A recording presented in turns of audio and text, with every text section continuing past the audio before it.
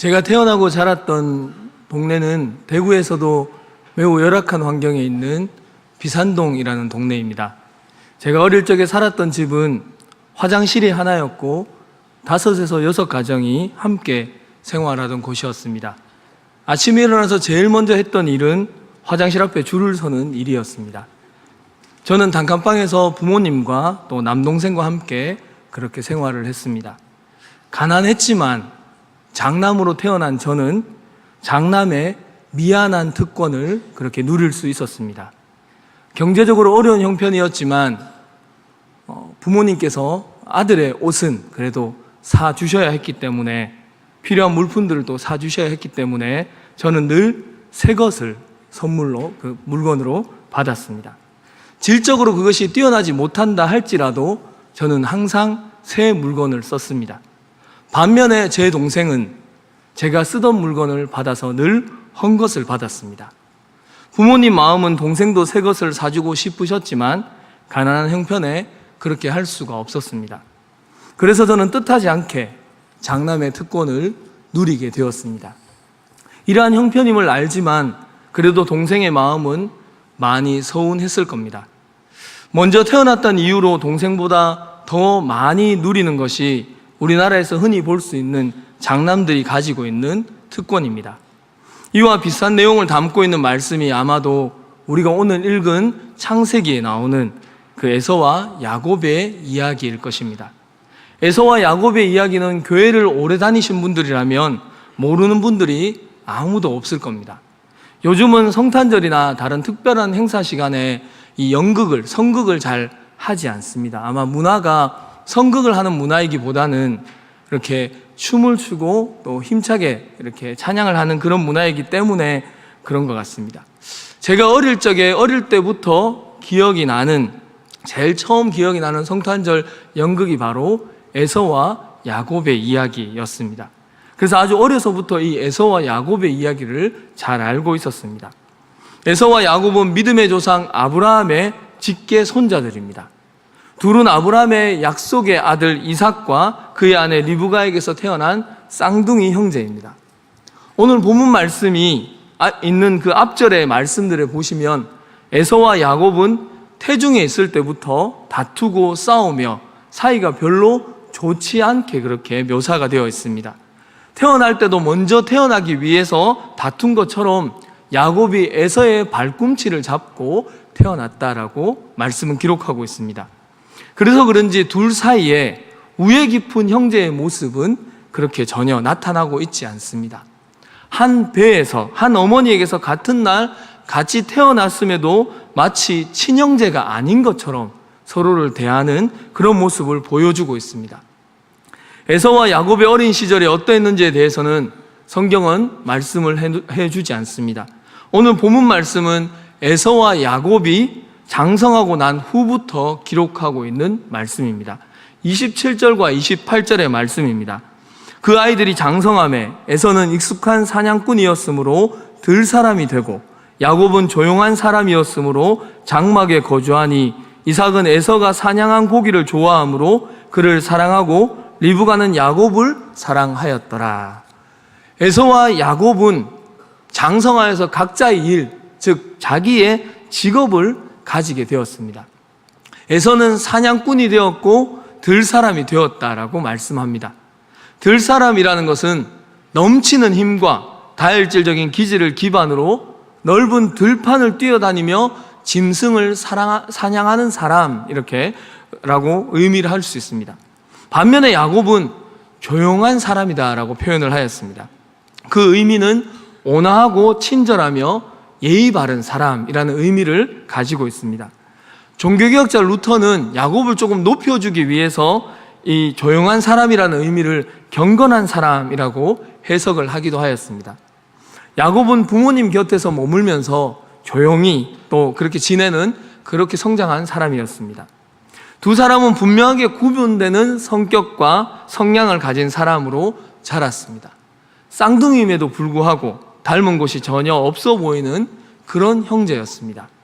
그리고 에서와 야곱의 부모인 이삭과 리브가도 각자의 성향에 따라서 자녀들을 편애하였습니다. 이삭은 사냥을 통해서 자신에게 자주 맛있는 고기를 가져다 주는 에서를 더 야곱보다 더 사랑하였고, 반대로 리브가는 옆에서 온순하게 가정적으로 지내는 야곱을 에서보다 더 사랑하였습니다. 한 가족이 이렇게 편을 갈라서 극명하게 나뉘는 경우도 참 보기 드문 경우일 것입니다. 여기에서부터 이 가족의 아픔이 시작되었다라고 말할 수 있습니다. 오늘 본문 말씀은 에서와 야곱 간에 있었던 한 일화입니다. 이 사건이 에서와 야곱의 생각과 태도를 대표적으로 보여주고 있는 내용입니다. 야곱이 집에서 죽을 끓이고 있었습니다. 에서는 들에서 실컷 사냥하고 피곤한 몸을 이끌고 집으로 돌아왔습니다. 집으로 돌아온 에서의 눈에 가장 먼저 띈 것이 바로 야곱이 끓이고 있던 죽이었습니다. 에서는 가정일에 별로 관심이 없었는지 이 음식 이름이 뭔지도 잘 몰랐습니다. 그냥 야곱이 끓이고 있는 것을 보고 색깔이 붉으니까 그 붉은 것이라면서 그것을 한 그릇 달라라고 요청을 하였습니다. 에서의 이러한 요청에 야곱의 반응도 이게 정상적으로 보이지 않습니다. 당연히 에서는 가족들을 위해서 사냥을 하였습니다. 단순히 오락으로 자기가 즐기려고 취미 활동으로 사냥을 한 것이 아니었습니다. 그리고 몇 분 상관이긴 하지만 그래도 형인데, 형이 배가 고프고 피곤하면 당연히 음식과 물을 챙겨주는 것이 정상적인 가족의 모습이 아닐까요? 그런데 야곱은 에서에게 그렇게 호의적이지 않습니다. 야곱이 에서에게 한 대답이 31절 말씀에 이렇게 기록되어 있습니다. 야곱이 이르되 형의 장자의 명분을 오늘 내게 팔라, 그렇게 말씀합니다. 야곱은 배가 고픈 에서에게 죽을 주기 전에 어떤 거래를 시도합니다. 바로 에서가 가지고 있는 장자의 명분을 팔라는 것이었습니다. 야곱의 거래 요청에 에서가 이렇게 대답을 합니다. 32절과 33절의 말씀입니다. 에서가 이르되 내가 죽게 되었으니 이 장자의 명분이 내게 무엇이 유익하리요? 야곱이 이르되 오늘 내게 맹세하라. 에서가 맹세하고 장자의 명분을 야곱에게 판지라 라고 말씀을 합니다. 에서는 피곤하고 배가 고파서 장자의 명분이 자신에게 아무런 소용이 없다라고 판단을 하였습니다. 그러자 야곱은 에서에게 맹세까지 받아내며 장자의 명분을 팔도록 그렇게 요청을 하였습니다. 장자의 명분은 고대 근동에서 오직 부모로부터 받는 그런 물질적인 유산과 관련된 그런 내용입니다. 장자는 유산의 2배의 몫을, 다른 형제들보다 2배의 몫을 받았습니다. 고대 근동의 통상적인 관습이었습니다. 그런데 이렇게 장자의 명분을 판 사례가 오늘날까지 고대 근동 문헌에서 찾기 어려운 내용이라고 합니다. 그러니까 에서가 생각하기에도 이 눈에 보이지 않고 문서로 작성된 것도 아니기 때문에 장자의 명분을 판다라고 해서 팔리는 것이 아니다라고 생각을 했던 것입니다.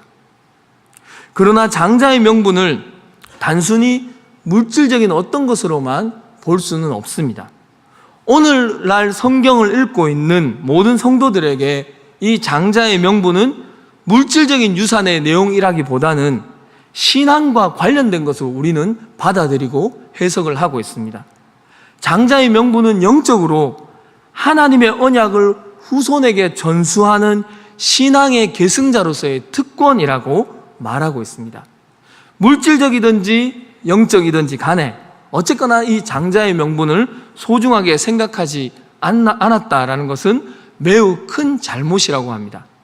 장자의 명분은 고대 근동에서 아버지의 권위를 계승적으로, 공식적으로 승계받고 사회적으로도 한 가문의 대표자로서 인정을 받는 그런 일이었기 때문입니다. 에서는 장자의 명분을 가볍게 여겼습니다. 34절 후반절 말씀에서 에서를 그렇게 평가하고 있습니다. 에서가 장자의 명분을 가볍게 여김이었더라라고 에서를 평가하고 있습니다. 에서는 장자의 명분이 주는 그 무게감, 보이지 않는 권위, 명예로움, 영광스러움 등과 같은 그런 것이 에서에게는 전혀 없었습니다. 에서는 혈기왕성한 인물로서 자신의 마음과 감정이 가는 대로, 그냥 느끼는 대로 행동하는 그런 사람이었습니다. 에서가 이렇게 무시하고 가볍게 여긴 이 장자의 명분이 오늘을 살아가고 있는 우리 성도들에게는 어떤 의미가 있을까요? 지금 예배를 드리는 우리에게는 어떤 메시지가 이 장자의 명분 안에 담겨져 있을까요? 오늘 설교 제목처럼 장자의 명분이 무엇이기에 그렇게 중요한 것일까요? 본문의 말씀을 통해 현실 속에서 우리의 모습을 한번 생각해 보고자 합니다. 먼저 에서는 당장의 급한 이 육신적인 필요 때문에 보이지 않는 장자의 명분을 무시하였습니다. 에서는 사냥을 다녀오면서 많이 피곤하였습니다. 아마도 손 하나 까딱하기 싫은 그런 상태였을 수도 있습니다. 매우 피곤하고 배도 몹시 고파서 야곱이 끓이고 있는 죽이 엄청나게 맛있어 보였을 것입니다. 그래서 그 붉은 죽을 먹기 위해 동생이 요구하는 것이 어떤 것인지 그것의 소중함도 모르고 대충 거래를 하고는 죽 한 그릇에 만족을 하였습니다. 에서에게는 당장의 배고픔이 자신에게 가장 중요한 일이었습니다. 그래서 진짜 중요하고 소중한 것을 가볍게 취급하고 무시하고 넘겨버렸습니다. 오늘날 우리도 이러한 모습으로 신앙생활을 할 때가 간혹 있습니다. 당장 육신적인 필요와 급한 일에 가장 중요한 신앙의 가치들을 그렇게 밀려나 버리는 것입니다. 하나님, 예수님, 말씀, 기도, 예배 등등 중요한 이 가치들이 육신적인 필요와 만족에 의해서 무시되어 버리는 것입니다. 이건 단순히 내가 어떤 종교적인 행위들을 하는 것을 의미하는 것이 아닙니다. 얼마든지 내가 종교적인 행위를 하면서도 신앙의 핵심적 가치들을 가볍게 여기고 무시할 수 있습니다. 장자의 명분을 오늘날 우리의 언어로 고쳐 옮겨 적으면 하나님을 향한 마음, 하나님과의 관계라고 그렇게 표현할 수 있습니다. 오늘날 사람들의 주된 관심사는 경제입니다. 우리나라뿐만 아니라 전 세계가 경제를 주목하고 경제만 바라보고 있습니다. 경제 때문에 정치, 사회, 가정 등등 모든 분야가 큰 영향을 받고 있습니다.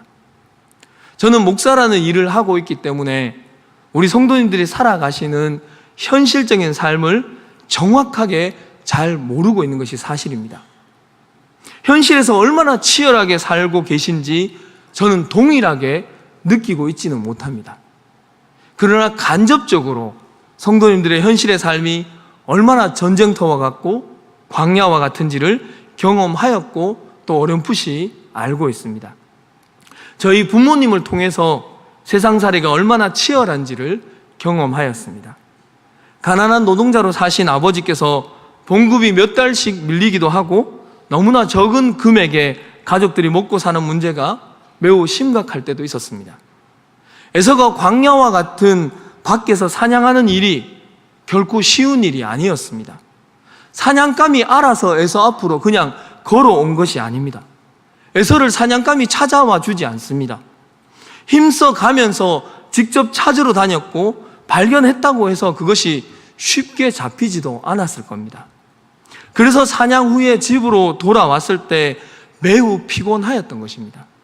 그 상황에서 에서에게 장자의 명분이 중요하게 다가왔을까요? 당장에 배가 고프고 피곤하고 힘든데 당장 밥을 주지 않고 당장 안식을 주지 않는 이 장자의 명분이 눈에 들어올 리가 없었습니다. 그래서 그냥 죽 한 그릇에 팔아버린 것입니다. 우리에게도 먹고 사는 문제, 경제 문제가 매우 중요합니다. 경제적인 문제로 하나님과의 관계가 어려워지기도 합니다.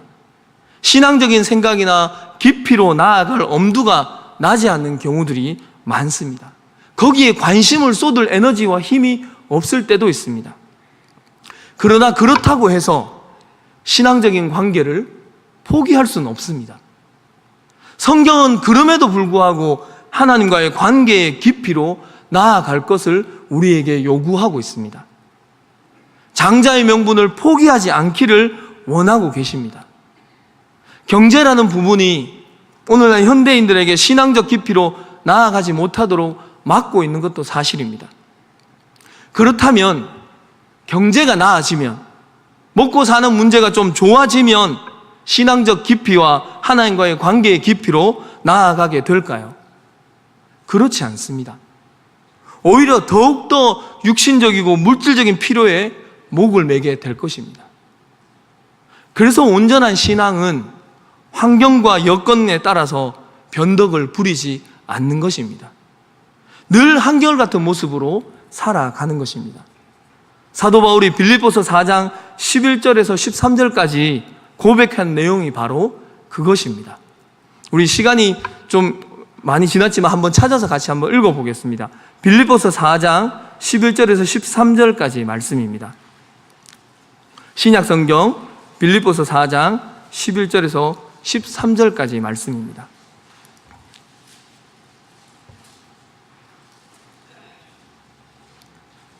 같이 읽어보겠습니다. 시작. 내가 궁핍함으로 말하는 것이 아니라 어떠한 형편이든지 나는 자족하기를 배웠노니 나는 비천에 처할 줄도 알고 풍부에 처할 줄도 알아. 모든 일 곧 배부름과 배고픔과 풍부와 궁핍에도 처할 줄 아는 일체의 비결을 배웠노라. 내게 능력 주시는 자 안에서 내가 모든 것을 할 수 있느니라.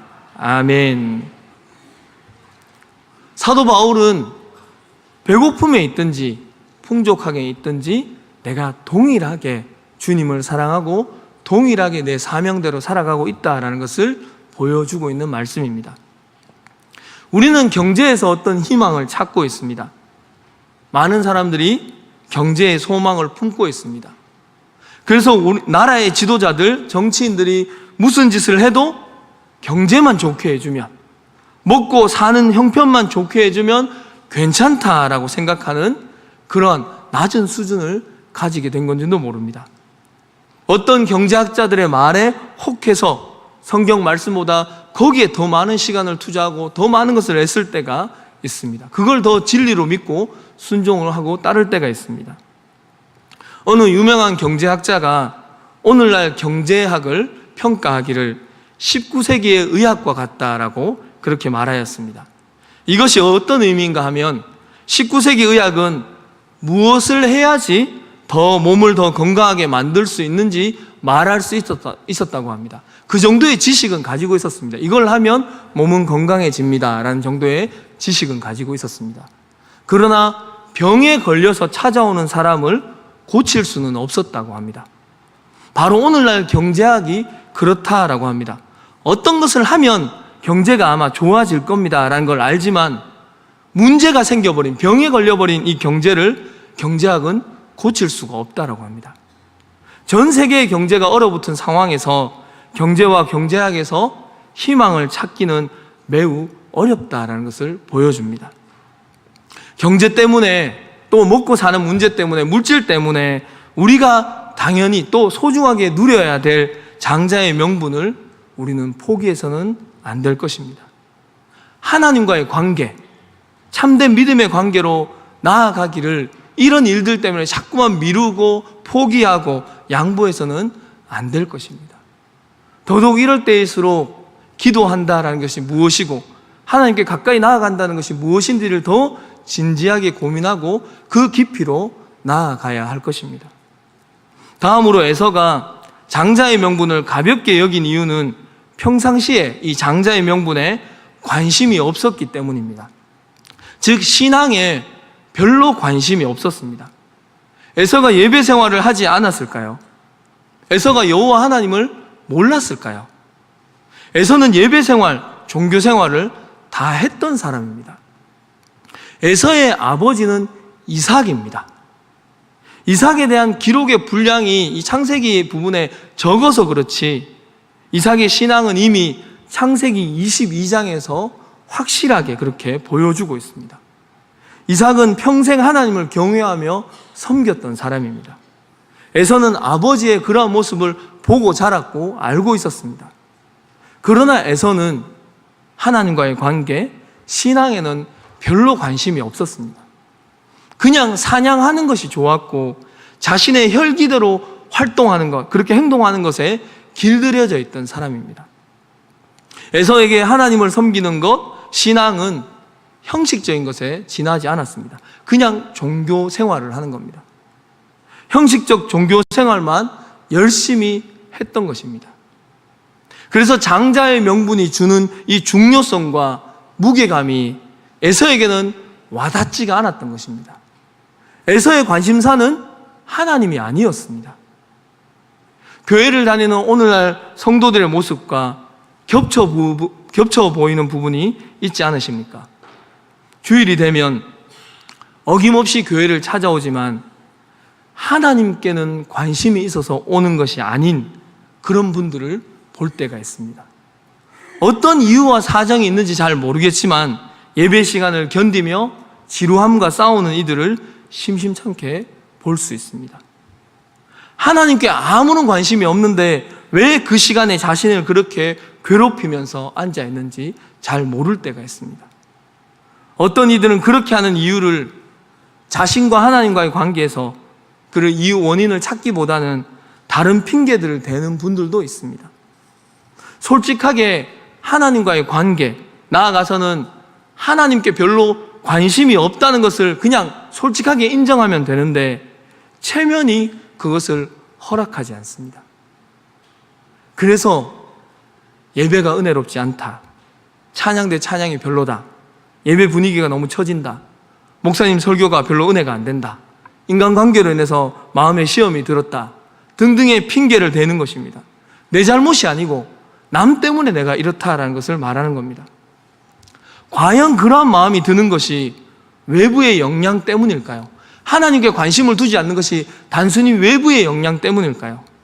그렇게 외부의 영향력에 지배를 받는다는 분들이 왜 그렇게 외부에서 들려오는 하나님의 말씀에는 아무런 영향을 받지 않고 불순종하면서 살아갈까요? 결국은 내 마음의 문제가 아닐까요? 내 마음이 하나님에 대한 관심이 없기 때문에 그런 것이 아닐까요? 하나님을 이용하고 활용해서 나의 어떤 부분을 체험받고 싶은 마음을 믿음으로 착각해서 그런 것은 아닐까요? 우리는 흔히 믿음을 저에게 이런저런 일이 이루어질 줄로 믿습니다를 믿음으로 알고 있습니다. 그러나 성경은 분명하게 우리에게 믿음은 예수 그리스도께서 하나님의 아들이시고 구원자이심을 믿는 것을 믿음이라고 말씀하고 있습니다. 성경은 나에게 어떤 일이 이루어지기를, 나에게 어떤 유익이 생기기를 바라고 믿는 것이 믿음이 아니고 그것을 소망이라고 말하지 않습니다. 하나님께 관심을 가지고 하나님과 인격적인 관계를 가지고 궁극적으로 하나님을 정말로 사랑하는 것을 신앙이라고 성경은 증언하고 있습니다. 우리 성도님들의 관심사는 무엇인가요? 우리에게 제일 소중하고 중요한 것은 무엇인가요? 제일 사랑하는 이는 누구인가요? 아니면 어떤 물건, 어떤 대상인가요? 우리가 마음속으로 지금 정직하게 대답하고 있는 그 대상이 바로 나의 신앙의 대상이고 내가 섬기고 예배하고 있는 존재입니다. 에서는 장자의 명분이 주는 하나님과의 만남과 교제에 관심이 없었습니다. 하나님을 관심 밖으로 밀어내면 당연히 영적인 성장, 자람은 없습니다. 신앙인이 이런 상태에 있다면 그에게는 영적인 침체가 찾아올 것입니다. 그리고 형식적인 종교 생활을 하는 사람이 되어버리고 말 것입니다. 우리 사랑하는 울산제일교회 성도님들께 묻고 싶습니다. 정말로 진짜로 하나님께 관심이 있으십니까? 나를 어떻게 해주실 하나님 말고 하나님이라는 그 존재 자체에 정말 관심이 있으십니까? 하나님이 어떤 분이신지 하나님을 알고자 하는 갈망과 열정이 마음속에 남아 있으십니까? 가슴 아픈 이야기지만 그런 열정을 가지신 분들을 뵌 것이 참 오래된 것 같다라는 느낌이 들 때가 많습니다. 우리는 오늘 본문 말씀을 보면서 에서를 굉장히 어리석은 사람으로 우습게 생각합니다. 그러나 우리도 동일하게 에서와 같은 상황이 되면 에서와 같은 행동을 하는 자신을 보게 될 것입니다. 오늘 본문 말씀은 바로 우리 자신의 이야기입니다. 오늘 설교 제목이 장자의 명분이 중요한가요? 입니다. 결론을 말씀드리면 네, 정말로 중요합니다. 에서와 같은 어리석은 판단과 행동을 하지 않기를 바랍니다. 사랑하는 성도 여러분, 오늘 오후 예배 오신 우리 성도님들은 그래도 우리 교회 안에서 핵심적인 일을 하고 계시는 성도님들입니다. 그래도 사랑하는 교회, 이 예배의 자리를 지키려고 애쓰시고 예배를 온전히 드리는 것이 하나님을 사랑하고 섬기는 일임을 알고 계시기에 거룩한 부담감을 가지고 앉아 계신 분들이십니다. 여기까지만 해도 저는 대단하다고 생각합니다. 이 피곤한 시간에 힘든 설교를 들으며 인내하시는 성도님들의 신앙은 훌륭하십니다. 그러나 설교를 준비하고 또 이렇게 설교를 선포하는 이 시간에 간절히 원하는 것이 있다면 그것은 우리의 신앙이 한꺼풀은 벗겨지는 것을 원하고 있습니다. 우리를 둘러싼 형식적인 신앙, 형식적인 종교생활 같은 그 신앙, 체면 때문에 하게 되는 종교적인 행동들, 그런 것들의 껍질이 벗겨졌으면 좋겠습니다. 우리의 생활과 환경과 형편은 다양합니다. 그러나 그것이 하나님을 외면하게 만들고 하나님을 향한 관심과 열정을 버리는 핑곗거리가 되지 않아야 합니다. 우리 모두가 순수한 신앙, 하나님께만 관심을 두고 하나님을 만나고자 하는 열정과 기대로 가득한 마음과 신앙의 마음을 그렇게 회복할 수 있기를 바랍니다.